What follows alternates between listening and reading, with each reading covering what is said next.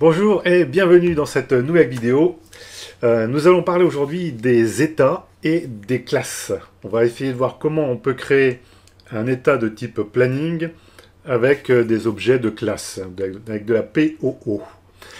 Donc là, je pars du principe évidemment que vous savez déjà faire des états de type planning avec une requête simple.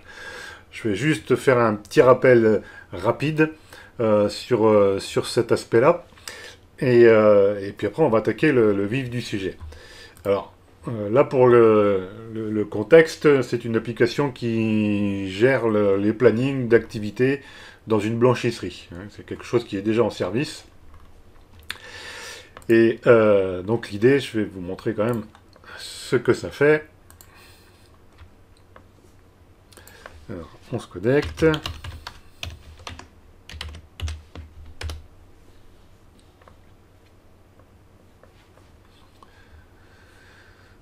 Voilà, je lui demande d'imprimer un planning. Donc là, je peux choisir, soit j'imprime par mois, par semaine, donc c'est des états différents.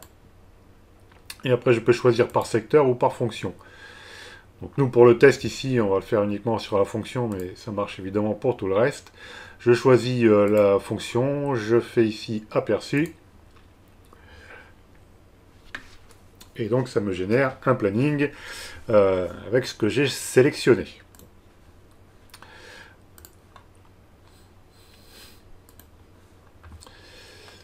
Alors ensuite, on va faire un petit rappel sur la création d'un état à partir d'une requête. Alors ma requête, j'en ai plusieurs là, je vais utiliser celle-ci. Voilà, c'est le planning par période euh, avec une fonction. Voilà. Donc je récupère ici les différents éléments de ma table planning et vous voyez donc que j'ai nommé ici mes différents éléments de planning de manière à ce que ça corresponde aux variables ou aux propriétés d'un champ de type planning. Donc c'est-à-dire ressources, titre, date début, date fin, et puis éventuellement couleur. Donc ce sont des termes qu'il va être capable de reconnaître. Alors on va créer un état rapidement, hop, à partir de cette requête. Donc là je vais choisir dans la liste agenda ou planning, je vais faire suivant. Je lui dis que c'est un planning. Donc là, je peux choisir la granularité du quadrillage. Alors, c'est des choses qu'on peut modifier plus tard. Moi, c'est des plannings à la journée. Mais vous voyez que vous pouvez avoir des tranches. Alors, ça sera des tranches verticales, hein, normalement. Donc, on va prendre pour la journée. On va faire suivant.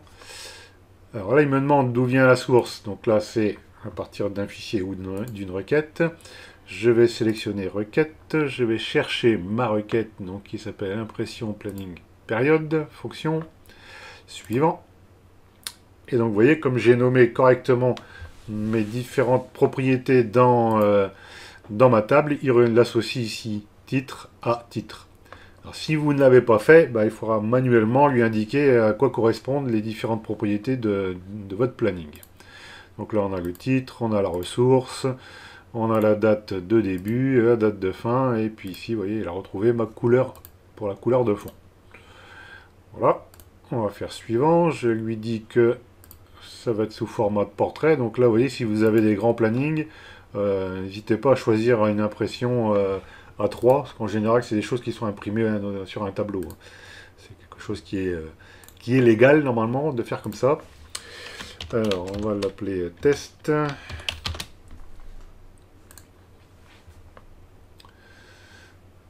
Voilà, test, on est OK. Alors je suis sur GDS, hein, évidemment.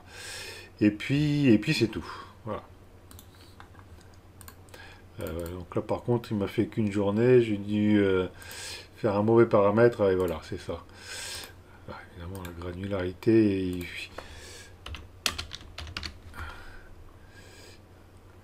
sais pas pourquoi là, il y a un petit bug à mon avis, mais bon.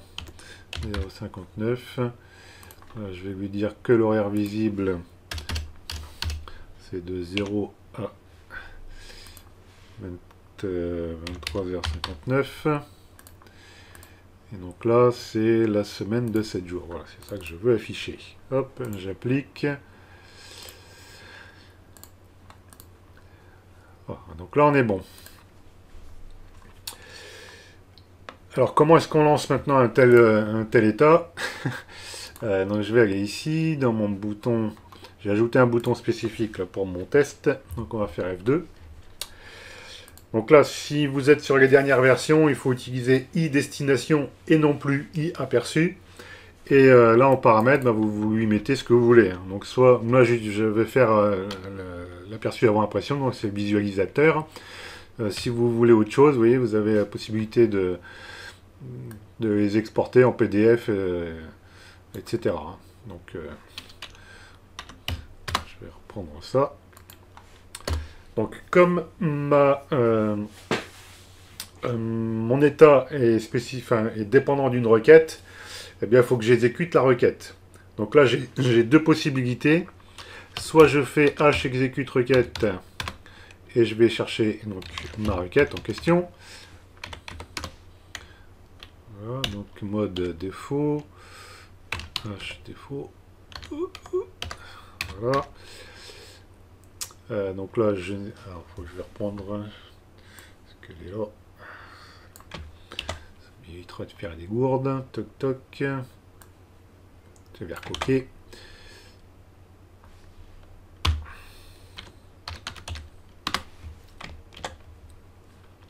Voilà, donc ça c'est une des possibilités d'utiliser ça et d'aller faire après ensuite i imprime état. I imprime, hop hop, non c'est pas ça, c'est i, voilà, i imprime état, il est là. Je vais lui donner donc le nom de l'état que je veux imprimer, c'est test. Et puis c'est tout, il n'attend pas de paramètres. Donc normalement si je fais ça, ça fonctionne. On va vérifier.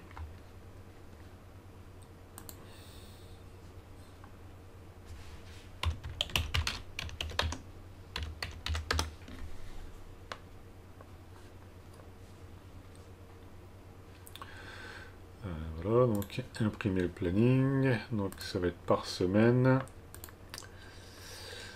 par secteur, la fonction, voilà, encadrement par exemple, et je fais ici aperçu. Voilà, donc il génère bien mon état, ça fonctionne.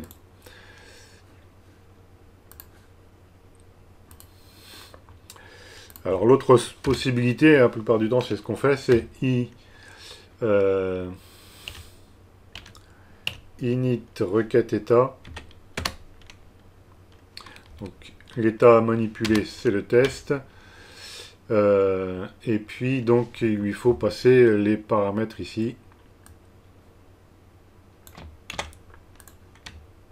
De la requête. Et puis c'est tout. Donc c'est soit l'un soit l'autre. Hein. Ça je mets en commentaire, je exécute. Je vous montre que ça fonctionne évidemment. Hein. Hop.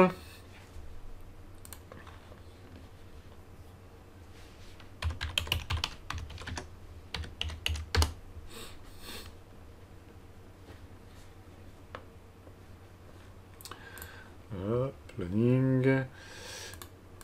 Par semaine, par fonction. Allez, on va prendre un plus gros là. Opérateur, il y en a plein.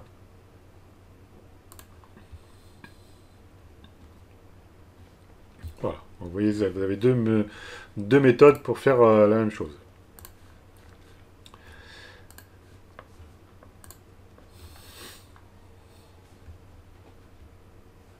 Voilà. Donc ça c'est bien, sauf que là tous mes états, finalement c'est toujours la même chose. Hein. J'ai besoin d'une ressource, d'un titre, date de début, date de fin, et puis de la couleur. Donc en fait j'ai 5 données que je récupère sans arrêt.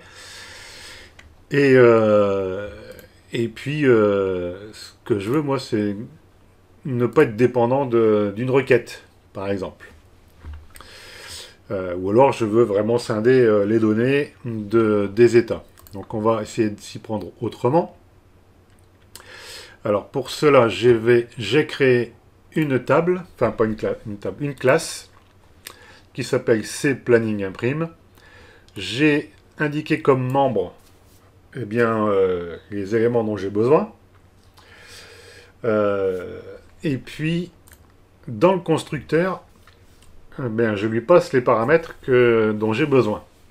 Et ensuite, les paramètres qui sont reçus, je les affecte aux membres ici de ma classe. Alors notez que puisque j'ai des éléments ici dans le constructeur de ma classe, je suis obligé de déclarer, enfin d'envoyer les paramètres au moment de la création ou de la déclaration de mon objet ici. Parce que sinon, je ne peux pas.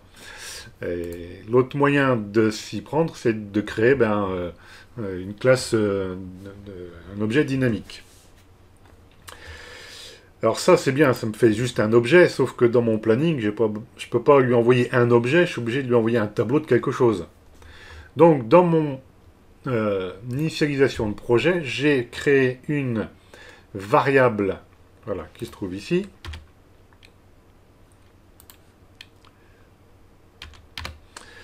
Donc une variable de type tableau, et c'est un tableau de quoi donc?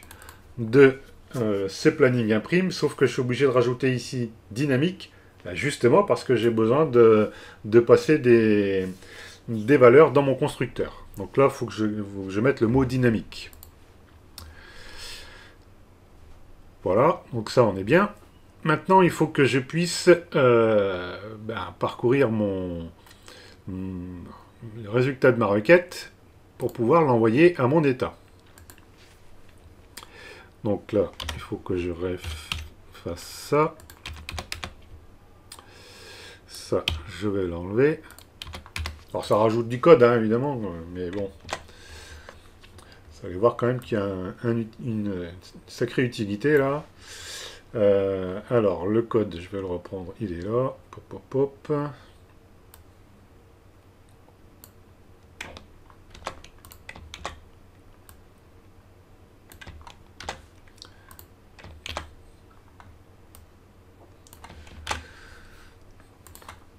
Voilà. Donc ça se présente donc en deux étapes. Je crée mon objet tâche et je lui passe en paramètre eh bien, le résultat ici de ma requête. Donc c'est les paramètres dont j'ai besoin ici là. Donc date de début, date de fin, le titre, la ressource, la couleur. Donc c'est exactement ce que je lui passe ici. Une fois que mon objet est créé, j'ai plus qu'à l'ajouter donc à ma variable tableau d'objet. Voilà. Maintenant, il me reste à modifier la source de mon état. Alors, il faut que je retourne ici dans mon état. Donc là, je suis modifie parce que j'ai déjà fait un premier test là, sur la requête, hein, mais normalement, je vais vous montrer. Enfin non, on va faire la modif. Donc là, ça va être basé sur une variable. Et là, il faut que j'aille lui chercher la variable. Donc c'est une variable globale et elle s'appelle gtab mon planning. Voilà. Je fais OK. Donc maintenant, il faut que j'aille modifier les éléments de mon champ ici. Contenu. Donc là, cette fois-ci, ce n'est plus rec impression. Hein. Donc là, c'est le titre, la ressource, date de début, date de fin, et la couleur. Donc vous voyez qu'il a repris tous les éléments d'un objet qui se trouverait dans mon tableau planning que j'ai créé. Bien. Eh bien, il n'y a plus qu'à tester pour voir si ça fonctionne.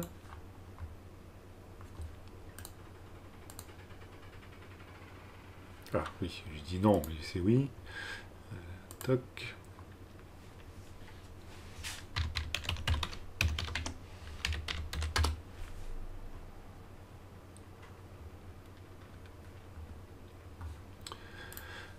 Planning, semaine, par fonction. On va choisir pareil, la même chose, et on va faire aperçu. Et voilà. Voilà une autre manière de faire de faire un planning avec des classes. Donc là, pourquoi est-ce que c'est intéressant mon affaire là? Eh bien, c'est que j'ai juste à changer, finalement à changer la requête ici. Et puis je ne m'occupe plus du tout de la source d'un état. Et puis demain, si je viens à changer un nom ou des choses dans mon planning, ou bien si je veux rajouter des éléments à imprimer, bien j'ai juste à modifier ma classe pour pouvoir le faire. Alors là, je l'ai fait exprès, hein, j'ai utilisé un constructeur avec des paramètres qu'on envoie. Donc ça m'oblige à tourner dans ma requête ici. Si vous voulez aller faire un petit peu différemment, de faire avoir du code peut-être un petit peu plus concis, à ce moment-là, faut changer de posture. Alors je vais vous montrer ça également. Donc j'ai fait une autre classe. Alors ça, je vais le mettre en commentaire. Alors c'est une autre classe du même type.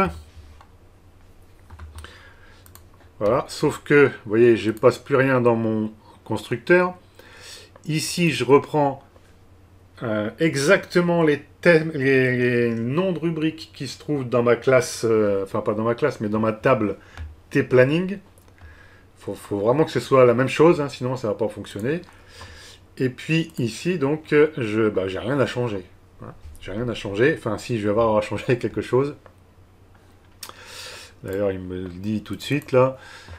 Puisque j'ai changé les noms, je suis obligé de refaire les modifs ici. Hein. On est bien sur un titre, la ressource, date de début, date de fin, et couleur. Et puis donc, dans l'appel ici, j'ai plus besoin de faire tout ça. Hop, je mets tout ça en commentaire. Et j'ai juste à rajouter donc une petite... voilà, donc là par contre, je vais faire... non, c'est ça, c'est bon. Donc là, on a une fonction, c'est fichier vers tableau. Donc là, en l'occurrence, c'est pas un fichier de ma base de données, mais des données d'une requête. Ça marche pareil. Donc tout ce qu'il va trouver ici dans impression, il va le mettre dans mon tableau planning, et puis c'est tout. Donc ça, cette simple ligne de code va remplacer tout ça.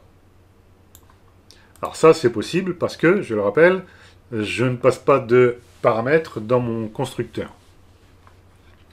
Alors, on va revérifier que ça fonctionne. Comme ça, vous pourrez voir que je raconte pas d'âneries. Alors, j'ai oublié un petit truc là, peut-être. Ah oui, bon, donc ça, c'est les autres. J'ai oublié de le remettre parce que... mince, il dit non à chaque fois, mais... voilà, oui.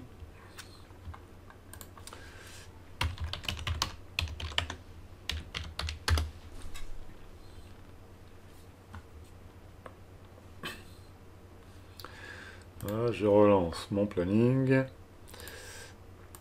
Alors, par semaine. Voilà, fonction. Intérimaire. On va faire aperçu. Et voilà le travail. Donc ça marche pareil, c'est peut-être même un petit peu plus rapide, hein, faudrait voir comparer les analyses.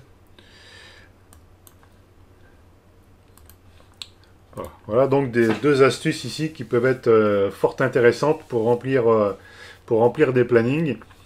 Donc là, moi je suis reparti sur de l'existant, mais vous voyez, je pourrais très bien avoir un seul élément, un seul état, qui me permettrait d'afficher des plannings différents. Puisque la source ce sera toujours la même, ce sera un tableau de ma classe. Donc c'est là que c'est intéressant. Et ça pourrait afficher un coup les semaines selon les fonctions des personnes. Alors j'en ai un autre en fonction des... Alors je vais vous montrer en fonction des... Comment ça s'appelle? Des secteurs d'activité. Enfin, c'est pas des secteurs d'activité, mais un peu compliqué dans les blanchisseries. Alors, tac.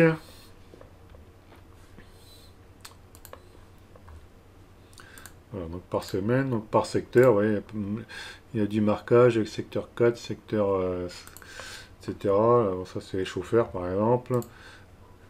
Ah oui, évidemment, ça marche pas parce que j'ai pas remis les bons. Tac, faut que je revienne là, sinon ça va pas le faire. Moi, je vais rester avec mon dynamique ici, là, pour l'instant. Voilà, donc celui-là, du coup, je vais pas m'en servir, donc je vais pouvoir faire les tests.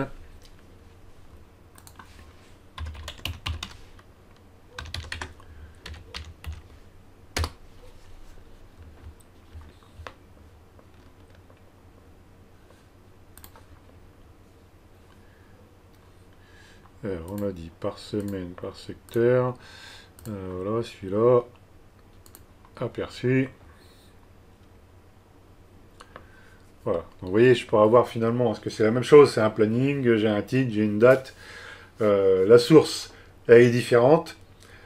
Et donc, pour avoir un seul état avec plusieurs sources, ouais, je vais y arriver, pour avoir un seul état avec plusieurs sources, utiliser un tableau de classe peut être une solution. Hein, ça simplifie et ça allège un petit peu votre applicatif. Et puis voilà, j'espère que vous avez appris plein de choses ici. Donc là, si je résume, hein, vous avez vu que pour utiliser une classe avec des passages paramètres au niveau du constructeur, vous êtes obligé de créer des tableaux dynamiques ou d'ajouter le mot dynamique si vous ne voulez pas mettre tout de suite vos paramètres. Et puis, vous avez vu comment remplir un tableau assez facilement avec la fonction, soit avec une boucle, hein, comme c'est le cas ici, ou avec fichier vers tableau, pour basculer donc le tableau de classe vers un état planning. Alors j'espère que vous avez pris plein de choses intéressantes.